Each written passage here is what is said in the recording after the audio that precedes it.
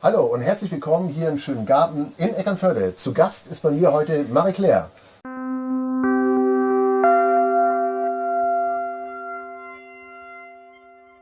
Hallo Marie-Claire, wie geht's dir?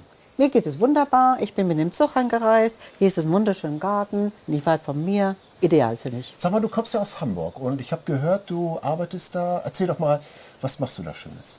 Ursprünglich komme ich nicht aus Hamburg, sondern aus Brüssel. Ich wohne seit 40 Jahren in Hamburg. Ja.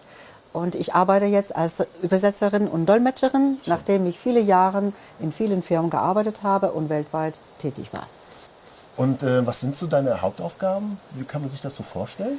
Das Übersetzen ist meistens schriftlich, Dolmetschen ist mündlich und beim Dolmetschen gibt es verschiedene Sorten, simultan oder konsekutiv. Simultan ist 3 Wörter in dem Redner, konsekutiv hat man die Möglichkeit, die Person einen Satz oder 2 sagen zu lassen und erst übersetzt man.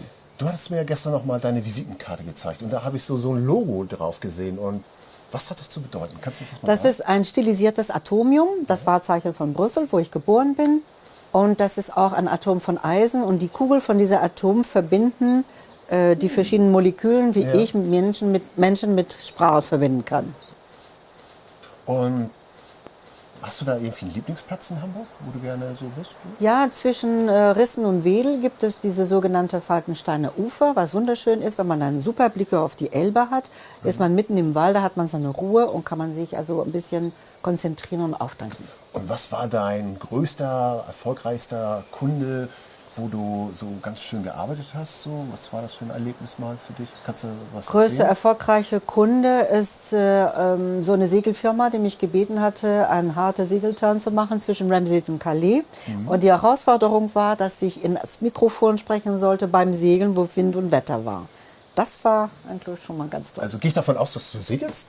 Ich segel auch, ja, Ja, natürlich. ja. Seit 40 Jahren habe ich in England angefangen, ganz jung. Und als ich nach Hamburg kam, das war fast normal, dass ich auch in der Segelszene gekommen bin. Toll. Und was könntest du jetzt so Nachfolgern so mit auf den Weg geben? Junge Leute würde ich empfehlen, nicht nur die schriftliche Sprache zu beherrschen, sondern auch die mündliche und auf jeden Fall in den Ländern einen Aufenthalt zu haben, wo sie die Sprachen sprechen wollen und übersetzen möchten. Ja.